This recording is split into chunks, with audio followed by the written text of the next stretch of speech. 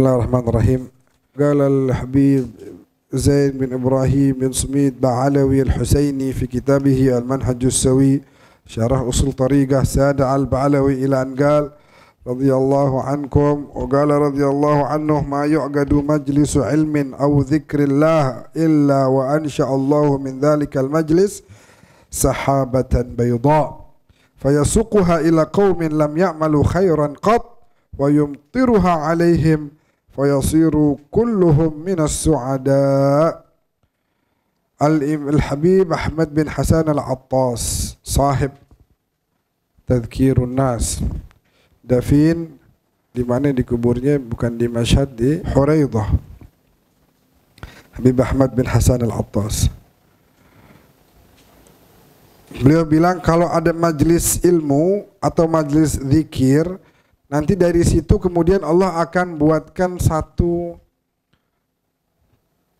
awan putih begitu. Lalu kemudian awan putih itu akan diarahkan, awan itu akan mencari orang yang maksiat, kerjaannya maksiat aja. Itu awan putih bakal nyari, mana nih ahli maksiat. Begitu ketemu, ahli maksiat, dia bakal diam di situ. Wa yumtiruha alaihim fayasiru kulluhum naswada. Lalu kemudian ini awan akan jatuh turun sebagai bentuk rahmat Allah kepada mereka, yang kemudian putihnya itu akan mengisi hati-hati mereka dan membuat mereka yang tadinya kagak baik, yang tadinya kagak mau ibadah, jadi minas su'ada, menjadi orang yang diberikan kebahagiaan, yaitu dengan cara semakin ditingkatkan taatnya sama Allah. Jadi kalau kita duduk di majelis ilmu, kita nyumbang berarti awan yang dibuat oleh Allah tadi. Kita nyumbang, ada saham kita di situ. Yang mana artinya ketika dibawa ke kaum yang ahli maksiat, kemudian fayumtiruha, masuk kepada hati mereka, ada jatah kita, saham kita di situ yang bakal menjadikan kita punya amal jariah. Baru hadirnya doang kayak begitu. Kalau Allah udah berikan satu kesempatan untuk kamu menghadiri satu majelis ilmu, hadir, kata. Kamu hadir karena di situ ada orang-orang lain yang selain kau juga hadir, yang mana mereka adalah orang-orang soleh, dan dengan adanya mereka orang-orang soleh dan kamu hadir di situ, kamu akan dapat bagian dari kebaikan. Sekalipun engkau hadir dan engkau ghafil, nggak terlalu semangat, artinya nggak terlalu dengerin ceramahnya, nggak terlalu faham juga, tapi kita punya niat yang salehah, kita dapat bagiannya. Kenapa? Karena humul gom la yashga bihim jalisuhum. Mereka adalah kaum, orang yang ada di majelis itu adalah kaum yang nggak akan rugi orang yang duduk bareng mereka. Sekarang nih, ente hadir, banyak para habaib, para ulama di sini hadir, masya Allah. Ente dari tadi ngapain? Baca selawat, ya kan? Terus apa? Istighfar. Terus ente dengerin pengajian, silaturahmi. Ini semuanya baik.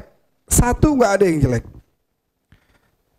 Tapi di luar sana, di waktu yang sama seperti ini,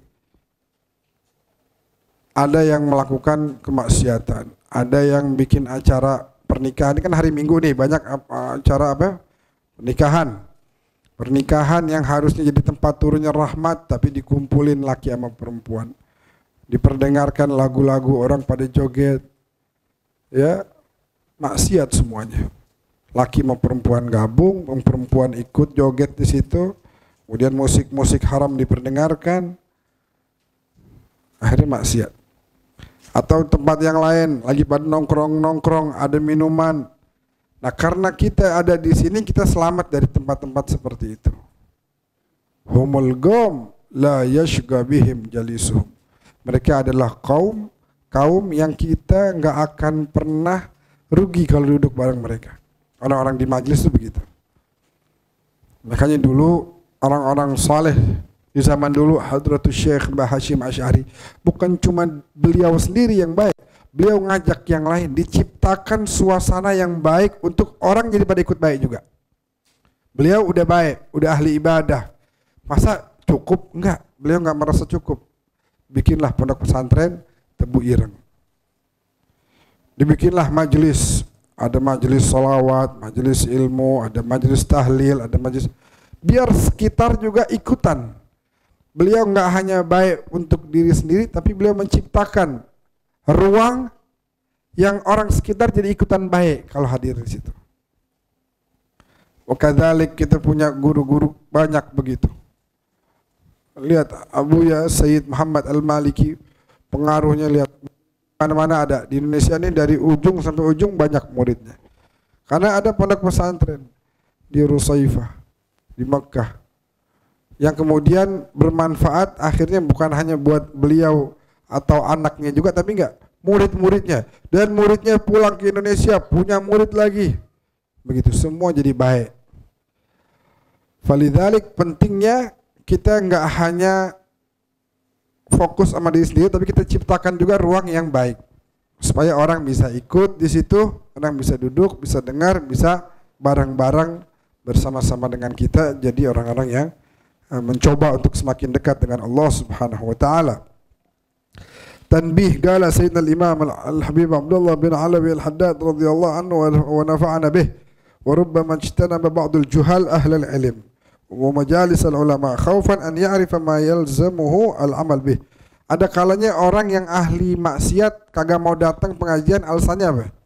Enggak, saya kagak mau nanti orang si ustadznya ntar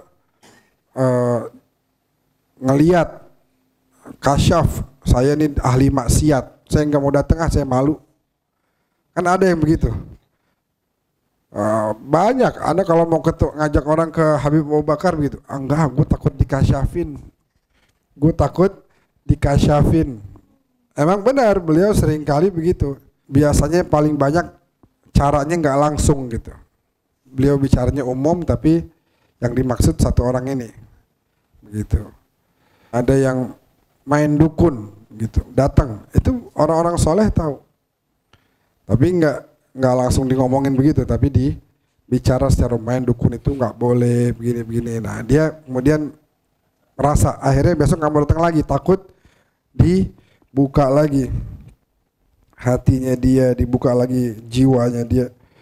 Nah yang begitu wa yadhunnu anna dzalika udhrun lahu, emang dia kira itu bakal jadi alasan yang bisa diterima. Imam Haddad bilang nggak bisa.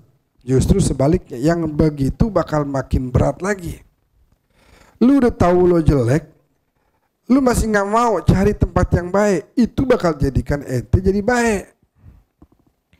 Li'annahu a'rada an ahkami la ilman wa amalan fahuwa asyad. Karena dia udah tahu dia salah, tetap dia nggak mau berubah dirinya. Dia udah tahu bahwa dengan dia ke situ dia dinasehatin, dia bakal bisa jadi berubah lebih baik, tapi dia malah nggak mau. Justru lebih berat. Udah muslim, bapaknya muslim, kakeknya muslim, dalam pendidikan agama Islam, masih nggak mau juga belajar yang benar. Nah ini nggak bisa diterima alasannya.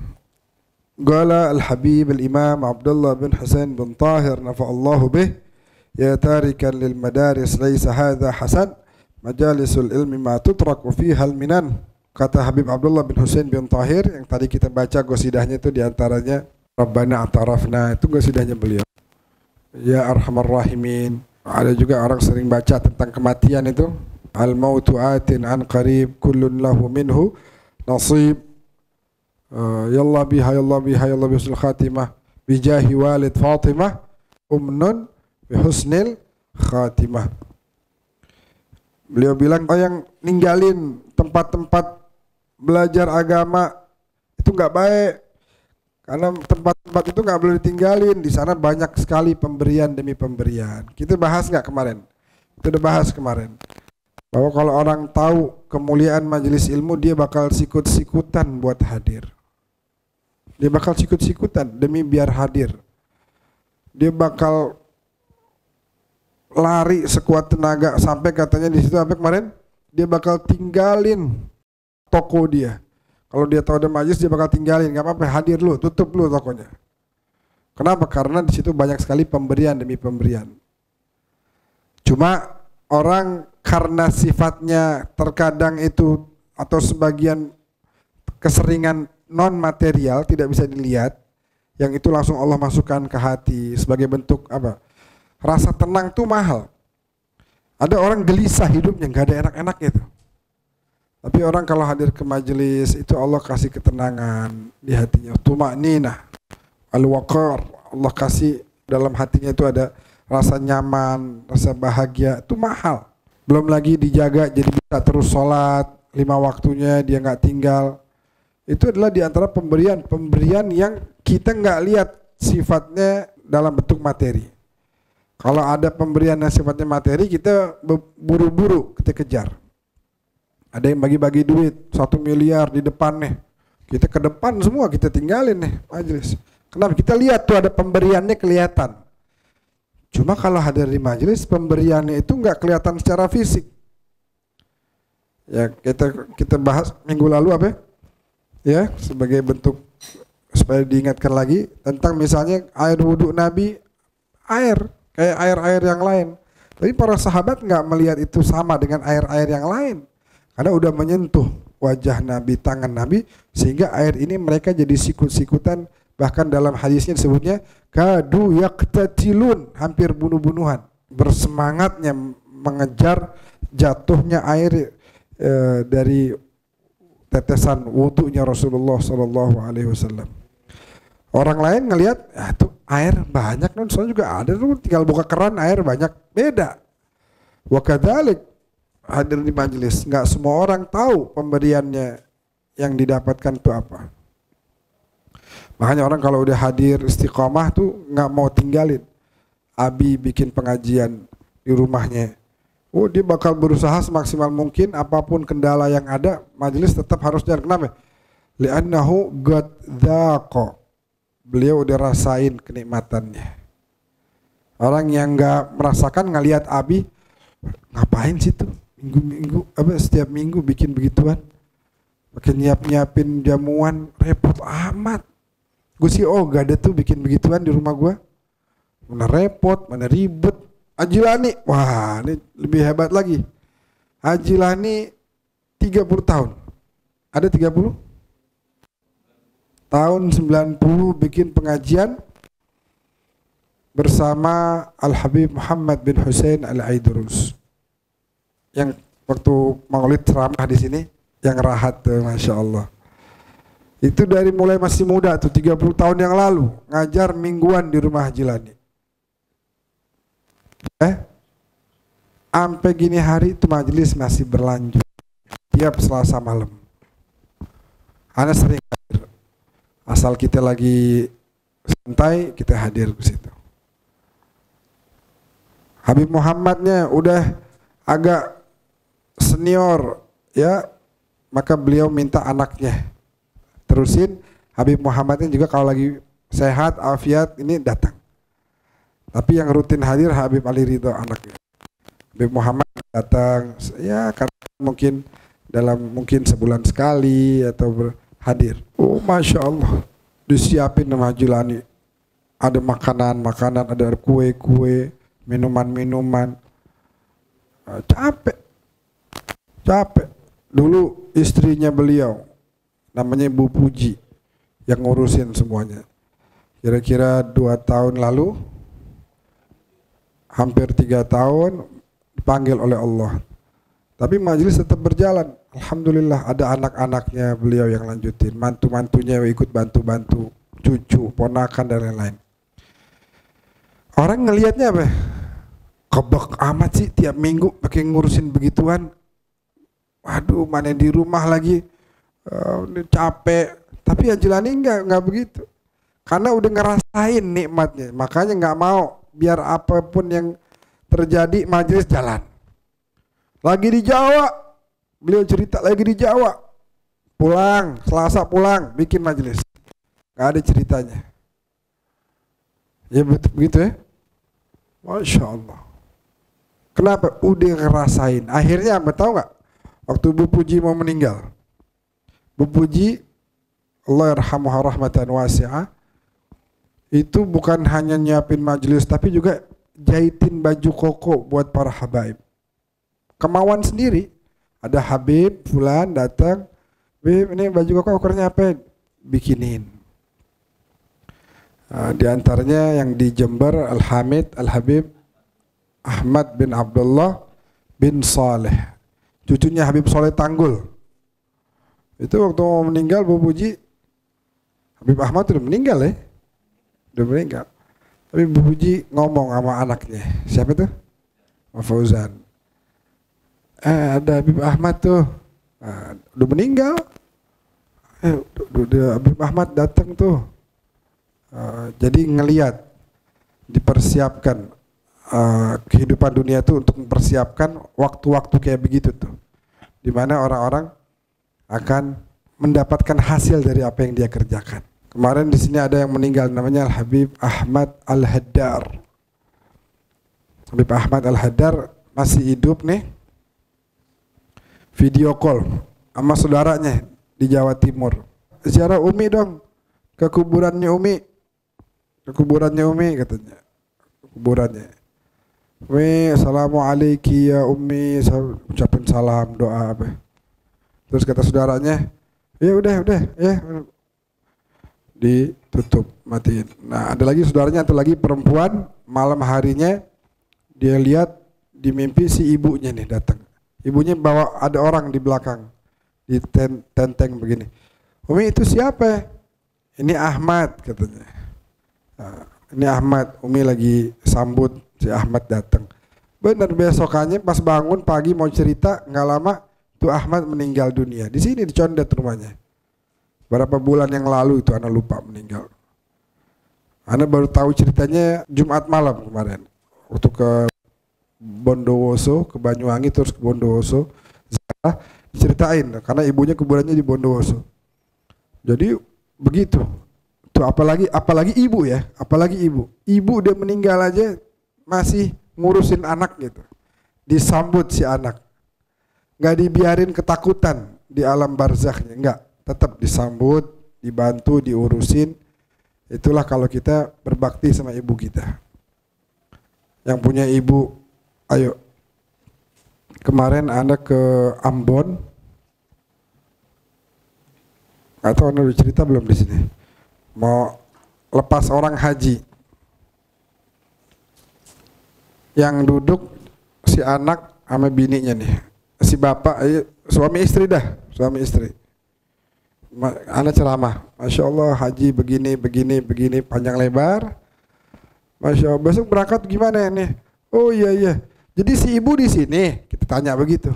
Jadi si ibu kamu di sini, nggak ikut. Ntar ada yang ngerawat. Oh ibu ikut sama saya juga haji. Masya Allah, Anda langsung bilang sama Habib Rifki dan yang lain, tapi Habib Rifki juga sampaikan sama hadirin, lihat. Ini anak dari awal kita taunya dia cuma bilang, dari kemarin dia cuma bilang dia mau haji sama bininya. Saya mau haji sama istri saya mau haji sama istri saya. Dia sebenarnya dari awal udah bilang sama ibunya, ibu haji, tapi dia nggak ngomong ke yang lain. Kenapa? Karena dia nggak pengen kebaikan dia itu kemudian jadi pembicaraan orang. Oh Masya Allah dia bawa ibunya. Dia nggak mau urusin, jangan sampai orang jadi ngangkat-ngangkat dia nggak perlu itu. Dia cuma perlu si ibu bisa senyum di wajahnya dia. Dia akan upayakan apa saja, yang penting si ibu ini senang, bahagia. Dia nggak perlu ngomong ke orang, tahu nggak saya berakatin ibu saya. Buat dia nggak penting tuh. Orang semua tahu nggak apa-apa, nggak tahu nggak apa-apa. Nggak perlu tahu orang. Saya pengen bikin ibu saya senyum. Itu aja yang saya pikirin. Makanya waktu itu bilang sama ayah nih, ibu, nanti ibu di sana. Istrimu masih muda, istrimu masih segar, ibu sudah tua, duduk di kursi roda, urusin. Jangan ditinggal, jangan dilepas. Tetap, Bu perlu apa-apa bilang Bu sama anakmu nih. Jangan malu, jangan gak enak. Justru kesempatan dia untuk berbakti sama ibunya. Kalau orang berbakti sama ibunya, jangan mikirin. Oh, ini orang biar tahu deh gue baik sama ibu gue. Nggak penting. Yang penting bikin dia senang, bikin dia bahagia, bikin dia tersenyum. Wa kana Rasulullah sallallahu alaihi wasallam lamma ja'ahu rajulun qala lahu ud'u li ya Rasulullah. Ada satu pemuda datang bilang, doain dong ya Rasulullah, saya punya begini masalah begini. Kata Nabi, alaka walidah, ibu gak? Ibu saya udah meninggal. Bapak ada. Ya deh, minta doa dah sama bapakmu. Begitu nih anak jalan, Nabi ngomong sama sahabatnya, aduhai, coba ibunya masih ada, selesai semua urusan dia. Coba ibunya masih ada. Ya bapak boleh dah minta doa, coba kagak sepaten ibunya. Coba ibunya masih ada, urusan dia nih, urusan nih, kelar semuanya. Itu pentingnya kita jadi anak yang berbakti sama ibu kita. Alhamdulillah. Seperti Haji Maulani ini, masih ada ibunya, masih dirawat di rumahnya dengan kondisi yang lemah ibunya, tapi masih dirawat. Alhamdulillah, kita yang punya ibu masih pada berbakti sama ibunya ya. Jangan bikin ibu sedih, jangan bikin ibu kecewa sama kita, jangan. Celaka kita, sebab segimanapun kita baik sama Allah, ibadah sama Allah, tapi kita nggak berbakti, maka Allah juga nggak ikut ridho sama kita. Beruntung orang yang menjadikan majelis ilmu itu seperti tempat tinggalnya dia. Udah dia betah benar situ. Ini terakhir ya, Abu Laith bilang, siapa yang duduk bersama orang-orang alim, sama orang-orang yang ahli ilmu, ahli ibadah, tapi dia nggak mampu tuh hafalin ilmu, nggak mampu belajarin ilmu yang dikasih, dia nggak mampu. Dia cuma numpang duduk aja, dia tahu nih berkah, cuman dia punya akal nih, kemampuan menghafalnya, kemampuan memahaminya itu rendah. Maka yang begitu nala sab'a karamat, dia bakal dapat 7 kebaikan. Fadlul muta'allimin, dia bakal dapat kemuliaannya orang-orang yang belajar. Dia udah belajar tapi dia nggak masuk doang gitu, tapi dia tetap dihitung sebagai orang yang belajar. Hanya saja kemampuan dia menghafal, kemampuan dia memahami rendah, tapi dia dapat. Wa habsahu 'anil dzunub, dia terjaga dari dosa. Dengan dia duduk bersama orang-orang yang baik tadi, dia terjaga dari dosa. Waktu dia keluar mau hadir tuh pengajian, mau hadir tuh majelis, itu waktu dia keluar dari rumahnya udah turun rahmat.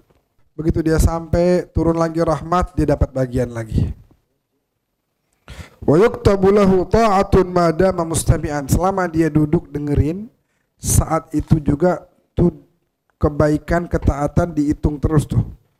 Ibarat kata argo tuh, argo jalan terus, argo pahalanya jalan nggak berhenti tuh.